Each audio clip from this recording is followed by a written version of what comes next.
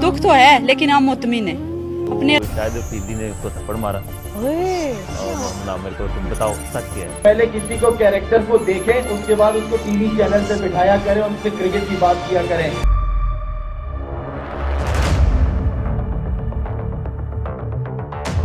दोस्तों 25 मार्च 1992 को Pakistani cricket history का सबसे बड़ा दिन था,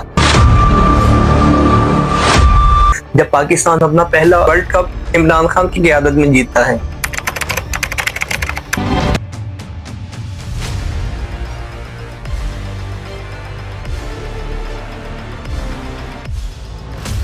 पूरे मुल्क में अवाम का जश्न था और वर्ल्ड कप जीतने के 19 दिन बाद पंजाब के इलाके गुजर खान में राजा फयाज के घर में एक बच्चे की आमद थी। एक ऐसे बच्चे की पैदाइश होती है जिस वजह से उस इलाके का नाम बहुत रोशन होता है, बल्कि ये भी कह लें कि बदनाम भी बहुत हुआ। इस बच्चे का नाम था मोहम्मद आमिर।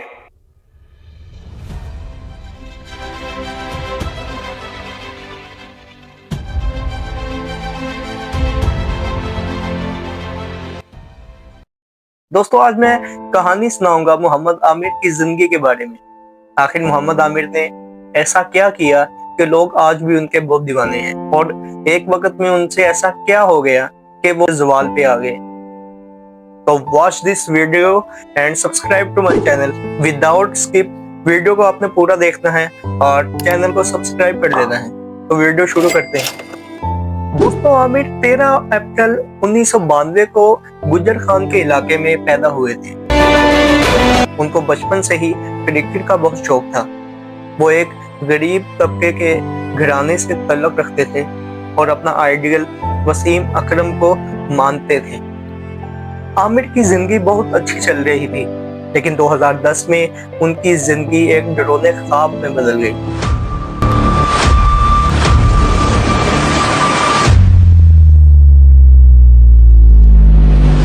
कैरेक्टर को देखें, उसके बाद उसको टीवी चैनल पे दिखाया करें, उनसे क्रिकेट की बात किया करें। एक लड़का जिसने पूरे पाकिस्तान का नाम शर्म से डुबो दिया, पाकिस्तान का नाम खराब किया, उसने मोहम्मद आमिर जैसे टैलेंट को पाकिस्तान का जाया किया। उस लड़के ने, वो लड़का टीवी चैनल पे बैठ के पाकिस्तान टीम और पाकिस्तानी प्लेयरों के बारे में बात कर रहा है। दोस्तों आमिर को पहली बार साबिक पाकिस्तानी फास्ट बॉलर वसीम अकरम ने 2007 में एक फास्ट बॉलिंग कैंप में बतौर फास्ट बॉलर मुंतखब किया था। आमिर इस वक्त 15 साल के थे। पाकिस्तान अंडर 19 क्रिकेट टीम के साथ इंग्लैंड के दौरे पर गए थे और इनका शुमार सिर्फ अव्वल के बॉलर्स में होता था। उन्होंने 16.37 की औसत से 8 विकेटें हासिल की। 2008 में उन्होंने श्रीलंका और इंग्लैंड के खिलाफ लगातार मैचों में 4 विकेटें हासिल की। श्रीलंका में खेले गए इस मुल्की टूर्नामेंट में उन्होंने एक बार फिर अपनी रफ्तार और स्विंग बॉलिंग से 3 मैचों में 11.22 की और स्पीड से 9 विकेटें हासिल की। इंजरी की वजह से उन्होंने मलेशिया में 2008 के ICC under 19 cricket world cup में सिर्फ एक महदूद हिस्सा अदा किया।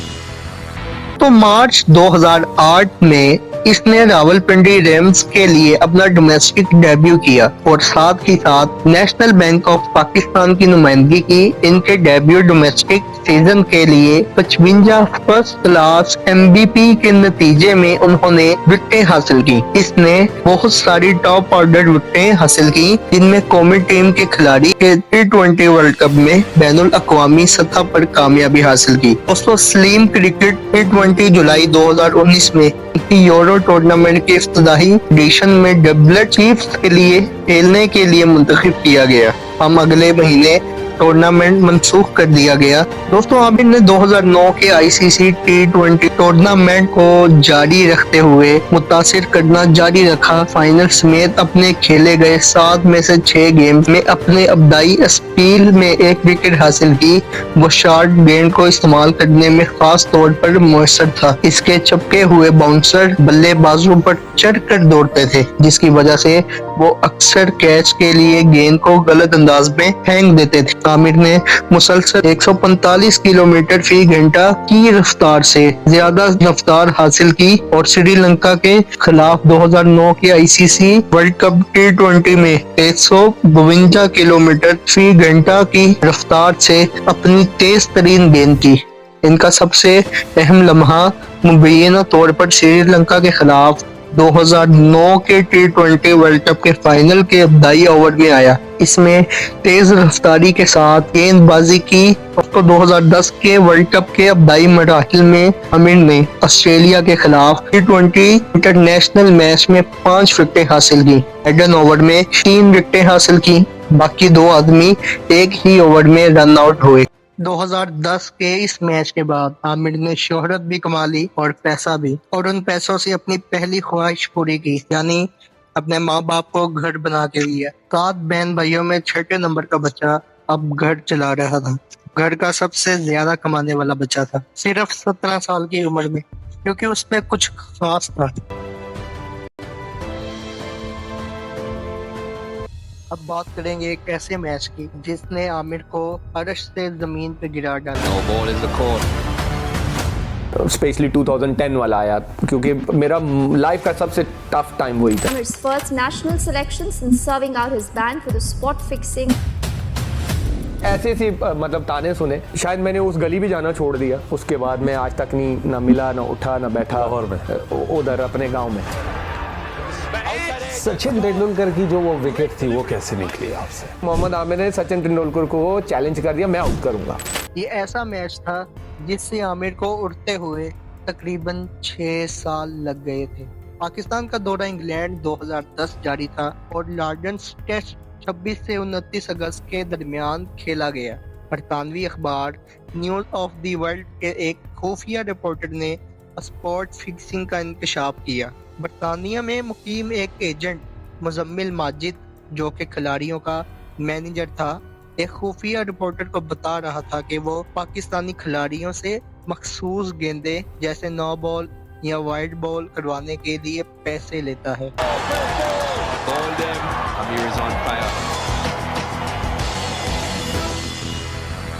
Oh, it's a big no ball. A couple of biggish no balls actually. How far was that?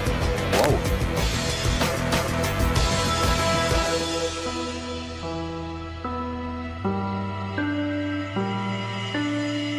Mohammad Aamir और मोहम्मद आसिफ ने जानबूझकर 9 बॉल कराई, जिनका वक्त पहले से ही तय था। ये सब कुछ खुफिया कैमरे में रिकॉर्ड हो गया। आई थिंक सज़ा मिलनी चाहिए। मैं ये कह सकता हूँ कि आपने जो गलत काम किया उसकी सज़ा मिलनी चाहिए। कोई भी गलत काम है उसकी सज़ा मिलती है, और मैं उनसे इससे ज़्यादा मैं क्या कह सकता हूँ, उनसे मैं सॉरी कर सकता हूँ, तो मैं कुछ नहीं कर सकता। और दूसरा ये कि मैं यंगस्टर के लिए ये कहना चाहूँगा, मैंने जैसे पहले मेंशन किया है कि आप कोई भी आपको कोई गलत बात कहता है, आप अपने बड़े को बताओ। और मैं इसीलिए ये बताना चाह रहा हूँ कि आज मैं यहाँ पे बैठा हूँ, मे भी कल कोई और भी हो सकता है। इस स्कैंडल के बाद इंटरनेशनल क्रिकेट काउंसिल ICC ने तीनों खिलाड़ियों पर पाबंदी आयद कर दी। सलमान बट पर 10 साल की पाबंदी, मोहम्मद आसिफ पर 7 साल की पाबंदी। बरतानवी अदालत ने भी इन खिलाड़ियों के खिलाफ मुकदमा चलाया और जेल की सजाएं सुनाई। सलमान बट 2 साल 6 माह कैद, मोहम्मद आसिफ 1 साल और मोहम्मद आमिर 6 माह के लिए कैद किए गए, जबकि मुजम्मिल माजिद 2 साल 8 माह के लिए कैद हो गए। शुरू तो आमिर इस बात को नहीं माने। आमिर ने बहुत कोशिश की कि मैं इस बात को छुपा लूं। आमिर ने PCB को भी यही बताया कि ऐसा कुछ भी नहीं है और इस बात का इंकशाफ नहीं किया। ICC ने जब पूछा तो ICC को भी यही बताया, मैं इसमें मुलव्विस नहीं हूँ। पहले तो मोहम्मद आमिर इस बात को नहीं माना, लेकिन जो ही वक्त गुजरा और मोहम्मद आमिर ने सब कुछ सच बता दिया। उनका कहना था कि उनके वालिद राजा फयाज की बात उनके दिमाग में गूंज रही थी, कि उनके वालिद ने उनको एक नसीहत की थी, अगर तुमने गलती की है तो उसका इंकशाफ करो, वो मानो और लोगों को बताओ कि तुमने ये गलती अनजाने में। ताने सुने, शायद मैंने उस गली भी जाना छोड़ दिया। उसके बाद मैं आज तक नहीं ना मिला, ना उठा, ना बैठा उधर अपने गांव में। जो कसूरवार है ना, जो मैं कहता हूँ, वो है ICC। अब कुछ लोग तो आमिर के खिलाफ हो गए थे, लेकिन ज्यादातर लोग आमिर के साथ थे, क्योंकि आमिर ने अपनी गलती का इंकशाफ किया था, उसको माना था कि मेरे से ये गलती हुई है। 2 साल तक मोहम्मद आमिर बिल्कुल फारिग रहे, ना कोई काम किया और ना ही क्रिकेट को हाथ लगाया। लेकिन क्या कह सकते हैं, मोहम्मद आमिर बना ही क्रिकेट के लिए था। तकरीबन 3 साल बाद मोहम्मद आमिर क्रिकेट में वापसी करते हैं और अपना पहला डोमेस्टिक खेलते हैं, जिसमें वो पहले ही मैच में 1 विकेट हासिल कर लेते हैं।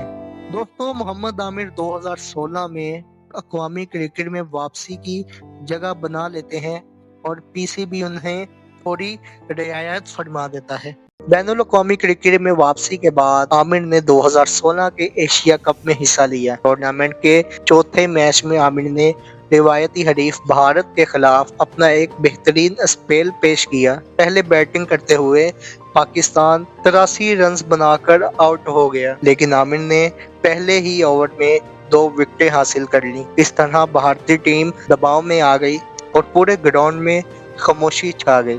ताहम जैसा कि हदफ मामूली था, हिंदुस्तान ने हदफ का ताक़ब 4 ओवर्स बाकी रहकर किया। आमिर ने इस मैच में 18 स्कोर देके 3 विकेटें हासिल की। इसने पूरे टूर्नामेंट में अपनी उम्दा कारकर्दगी को जारी रखा और 6 से कम इकोनॉमी के साथ 7 विकेटें हासिल की। दोस्तों, अब आ जाता है वो मैच जिसने आमिर को एक बारी फिर क्रिकेट हिस्ट्री में बुलंद कर दिया है, आईसीसी चैंपियन ट्रॉफी 2017। दोस्तों, आईसीसी टूर्नामेंट 2017 ओडी आईसीसी आमिर ने अपना दूसरा चैंपियन ट्रॉफी में खेला।